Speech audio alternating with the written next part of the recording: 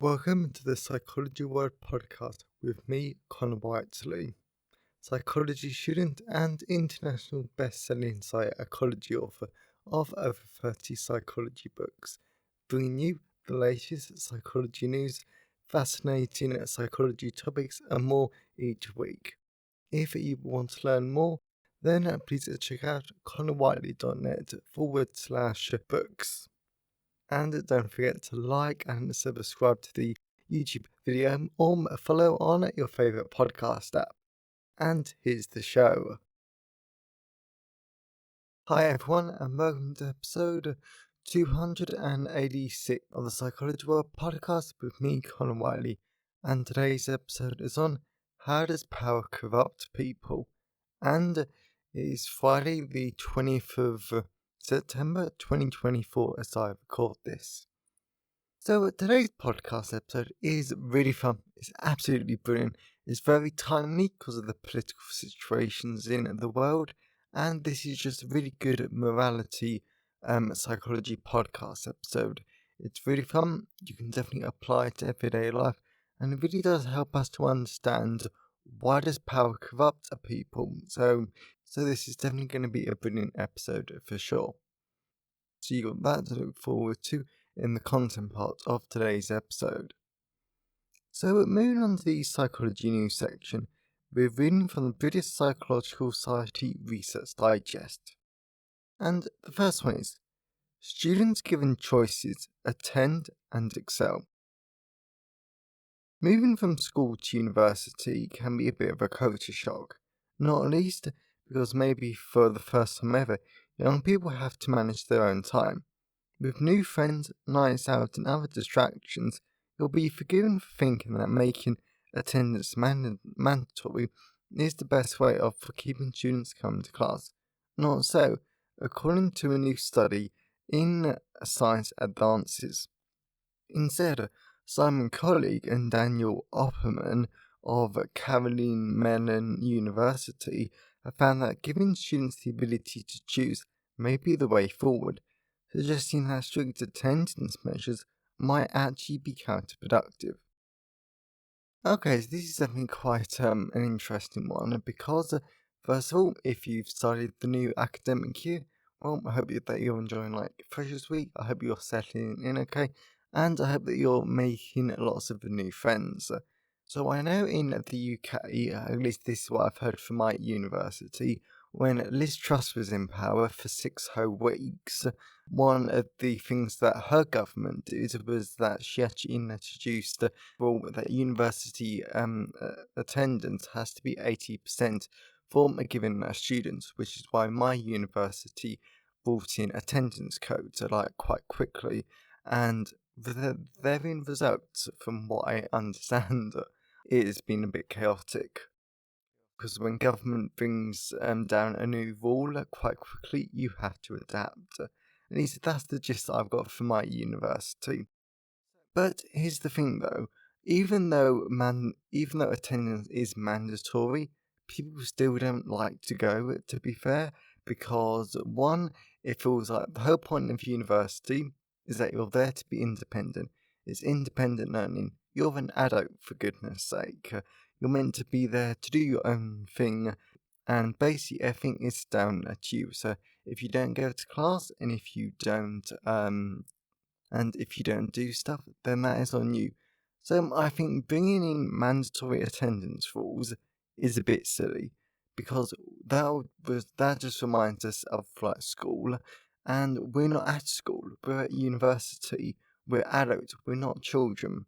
So maybe this does strike a bit of a rebellious streak. I still tend to go to all my lectures regardless, even master's level statistics, which was actually quite good in the end, because I also got to see different friends that I didn't normally see outside of my lectures. But I don't think choices can be very helpful, because I know from reading some child parenting bits, I don't know why I was reading them. It might have been to their mental psychology or something, but when you give your child a choice, and also this is from my own experience, when you give your child a choice, they do tend to be happier, if you say, oh, you've got to do this, no one wants to do stuff, or no one likes feeling like they're forced to do stuff. So I think it taps into that. So it's very good food for thought as the new academic year starts. So the next one is 7 ways to benefit from solitude. Whilst loneliness entails feeling that a need for social connection is going unmet, solitude is different. Despite widespread reminders that connecting with others is incredibly important to protect well-being and avoid loneliness, most of us are content to spend a period of times alone and not feel lonely or unhappy at all. And whilst no end of studies show that loneliness is bad for us, research suggests that time in solitude can actually be beneficial. This week, Emily Young explores the literature on everything from finding time to connect with your interests to embracing a loneliness, uncovering 7 ways in which we can embrace and benefit from alone time. And this is something I completely agree with, because I can't speak for this moment in time, because my mental health continues to be quite horrific. But when I did have good mental health, as much as I love connecting with people, I needed me time. I needed time to do my own stuff. I needed time to do my own hobbies. I needed time to do my business, my writing, my podcast, and I needed me time so badly, because it made me feel good. It revitalized me, and I just enjoyed being in solitude at times. And there's not a problem with that whatsoever, because yes, I could be around people constantly, but then that has a negative impact on my mental health, just because I can't do the stuff that I enjoy. So that's definitely something like to think about. And if you want to know more, I definitely recommend reading the BPS write-up. So, and I think that bringing this back to the current university year, I mean, like, this is what I've been saying to one of my housemates. I think that yes, prioritize the studying, prioritize the socializing, but make sure you have time for you, because you are equally important and you do need alone time. This is why one of my housemates, we were sort of joking about this, but this is what they need. We basically send them to bed at 9:30.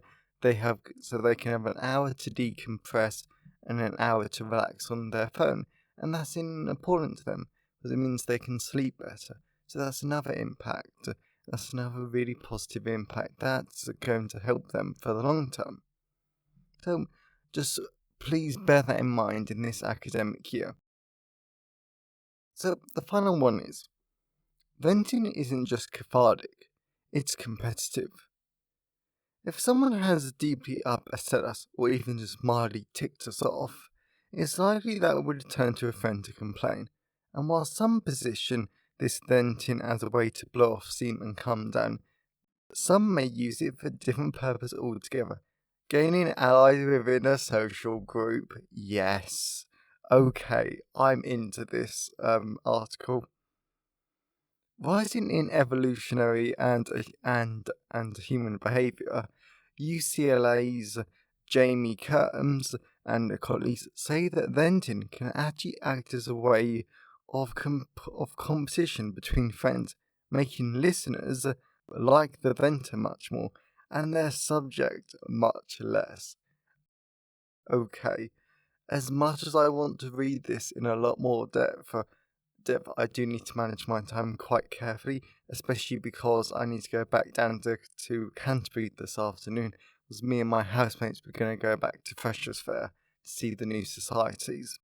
So, oh my god, I'm so going to read this in my own time, if I have the brain power.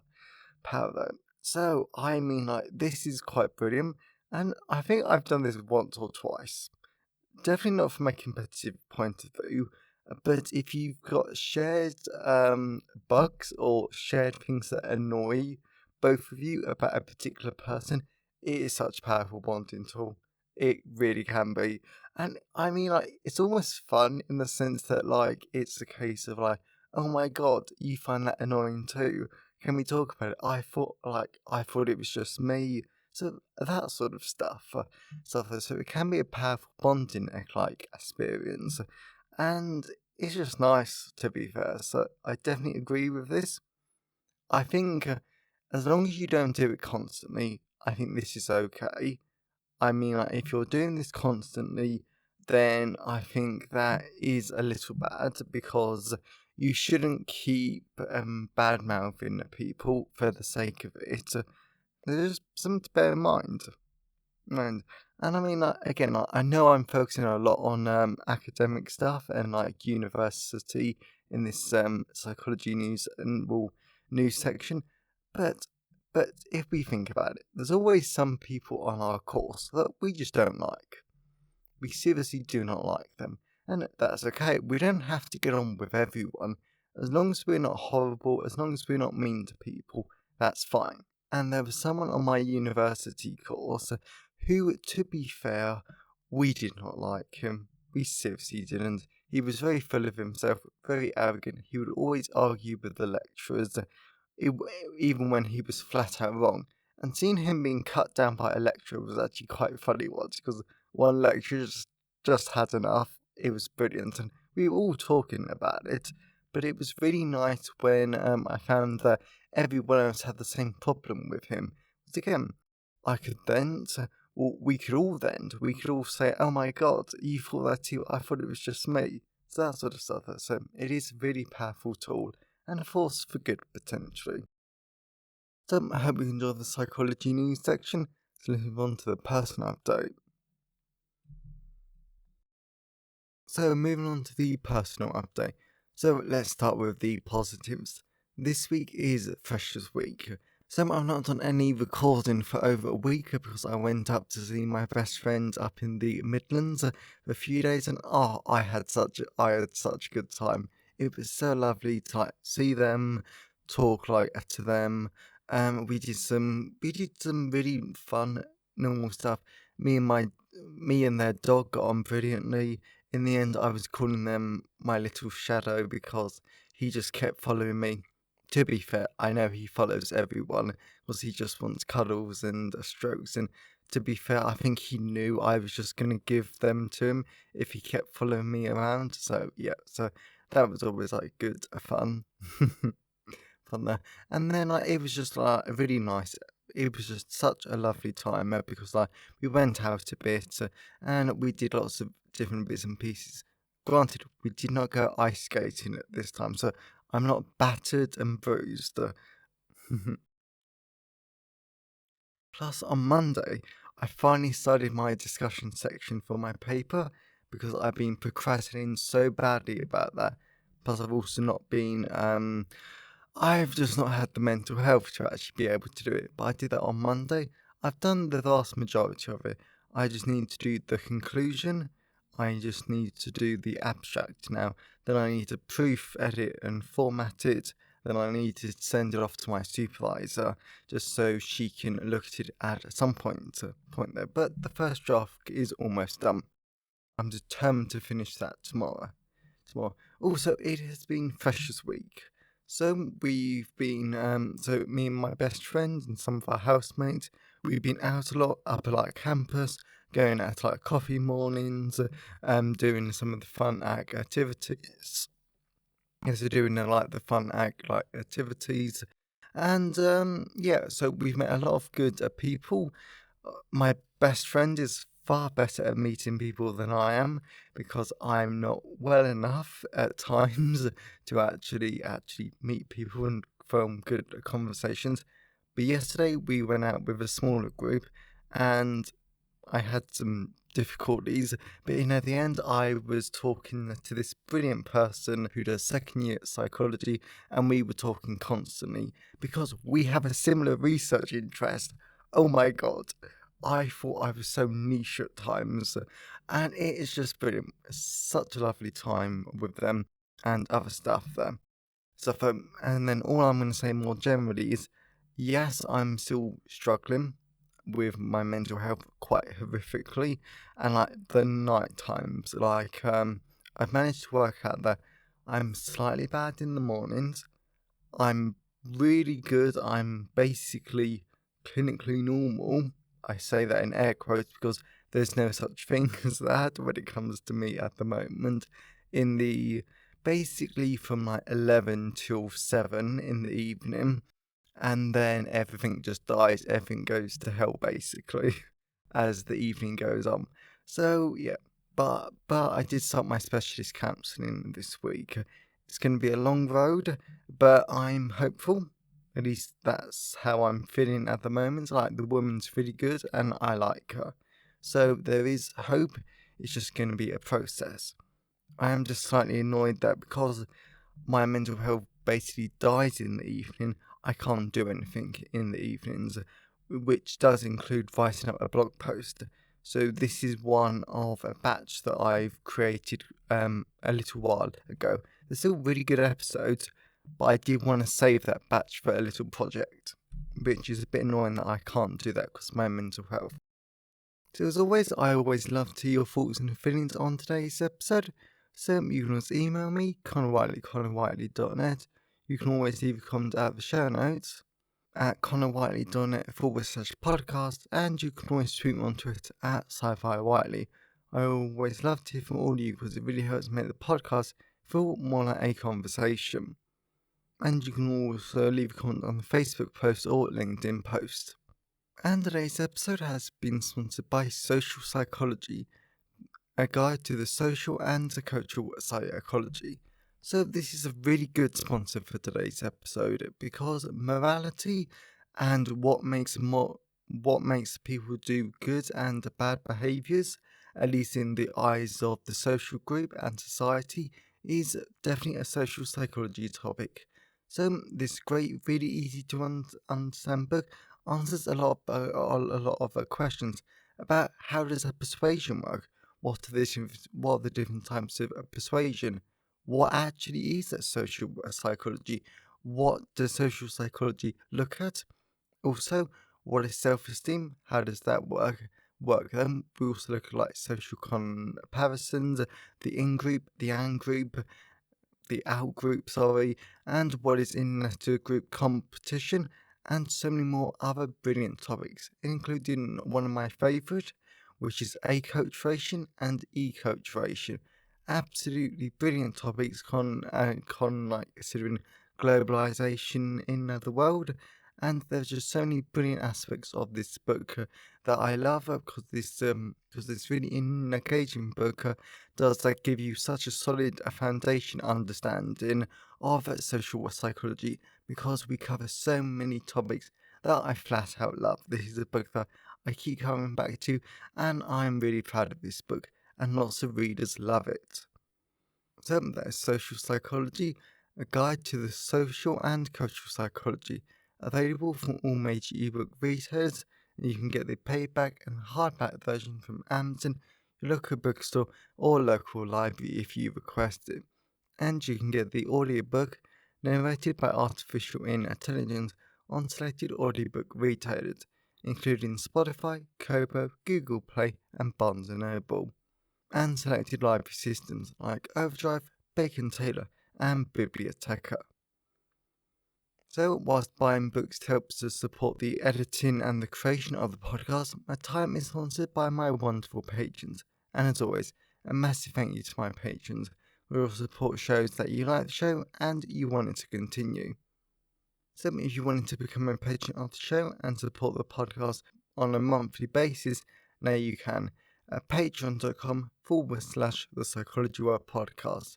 Or if you want to support the podcast on a one-off basis, now you can at buymeacoffee.com/Connor Whiteley. So then that's enough for the personal update. Let's move on to the content part of today's episode. So we're moving on to the content part of today's episode. So we're going to be talking about how does power corrupt. This is a brilliant social psychology topic, so let's dive into it. How does power corrupt people?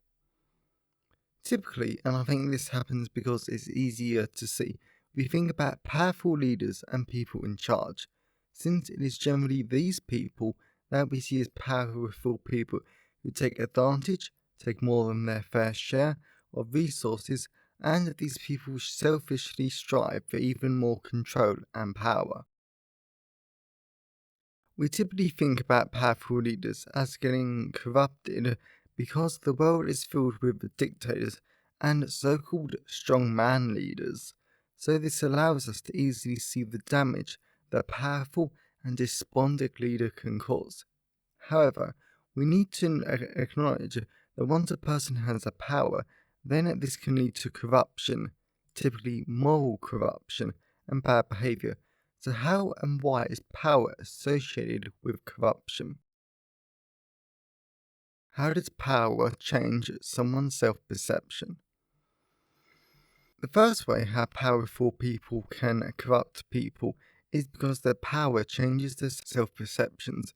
Since philosopher Terry Price argues that powerful people engage in a mechanism known as exception making, where they don't believe the rules and laws of society apply to them. This is a very, very easy source of corruption, and I can easily think of 5, 10, maybe 20 politicians and celebrities that fit this category. In addition, it's worth noting there is research evidence that the more powerful a person is, the more they focus on their egocentric needs and desires, as well as they were less able to see other people's perspectives. Personally, I think this is really interesting because if we draw on Piaget's work from developmental psychology, then children before the age of 7 work in the exact same way. They focus on their own needs and desires, and they often fail to understand or see the point of view of others, which, looking at some celebrities and politicians, I think calling them a 7-year-old child is an insult to children. Anyway, this exception making is even more problematic for people in positions of authority and power who could exploit the people they are in charge of. Power gives someone privileged. The second reason why power corrupts is because powerful people have a lot of resources that they can use to their benefit. Therefore, this allows powerful people to achieve and experience things that less powerful people can only dream of. For example, fine dining, fast cars, penthouse apartments, and so on. In other words, powerful people get special treatment, and this can lead to corruption, as powerful people can buy their own way out of trouble. And this we can all see relatively easily, was the criminal justice system does operate on 2 tiers, because powerful people can hire the best lawyers, they can bail themselves out of whatever trouble they find themselves in, and they can throw whatever money they need to make it go away. I'm sure we can all think of famous politicians and celebrities that have done this in the past few years. In addition, powerful people can intimidate and threaten other people too. And I see this repeatedly in films, books, and I sometimes use this in my Betty English Private Eye mysteries when a character says, "Don't you know who I am?" Then after a powerful person does this, it's normally for a less powerful person to back down, or they support that powerful person and benefit from their alliance. In the short term, this tends to benefit the person, but longer term, this can make the person powerful themselves, but it can corrupt them too in the bitter end. As a result, to make it clear, powerful people threatening others can lead to corruption because it shows that they can bend others to their will, manipulate them, and subjugate them. All of these are immoral behaviours. Why power doesn't have to corrupt. So far, we've looked at what can make someone become a corrupt, and this connects to moral grey areas too. Being a powerful person doesn't have to make you corrupt, because there are a lot of wonderful, kind, and highly influential celebrities and politicians, so power doesn't always corrupt. The difference between these corrupt and uncorrupted powerful people is socialized powers. This is power used to benefit others, and personalized power. This is power used for personal gains, according to a range of leadership scholars. Therefore, some people argue the best way to stop power corrupting someone is to keep them humble, because it's important that powerful people are humble when evaluating their behavior objectively, since these powerful people need to realize that their power isn't their right, instead it is given to them.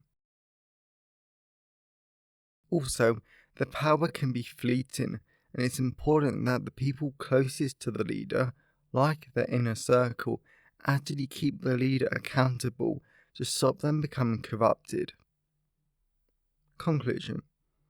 Overall, in this podcast episode, we learned that power can corrupt people because it changes the powerful person's self-perceptions so they don't believe rules and laws apply to them. Also, it gives them privileges that other people don't normally have, so that they can keep out of trouble easily, in addition to threatening and intimidating others. At the end of the day, we need to know, especially leaders and powerful people, that it is our obligation, our duty, our moral responsibility to use our power to benefit people. We should never abuse any power we have, because this can be illegal at times and is always immoral behaviour that has the power to harm others. Something we should never ever do. So I know this was a rather short podcast episode, but I hope you enjoyed it. I know that I did because I actually wrote all this moral psychology content for a book that's coming out in next year, and that book is actually available now though. So if you type in moral psychology, Connor Whiteley on your favourite ebook or your favourite book bestseller, then you should be able to find it available for pre-order. I think that's coming out next March, but it's a brilliant book. I love it. And moral psychology is really interesting, and it's very applicable to everyday life. So if you know someone who would find today's episode useful, then please share it with them.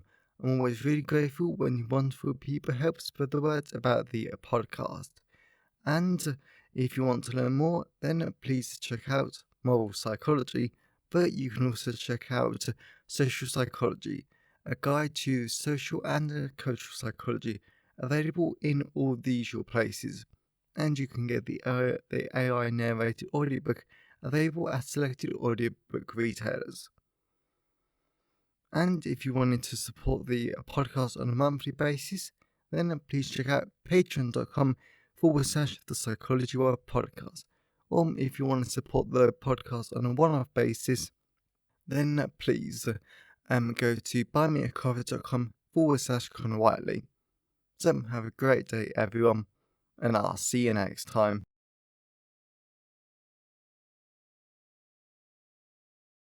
Thanks for listening today. I hope you found it helpful. Please remember to like the video and subscribe to the YouTube channel and follow the podcast on your favourite podcast app. And if you wanted to learn more, then please check out the backlist of the podcast episodes or my books at conwhiteley.net. So have a great day, and I'll see you next time.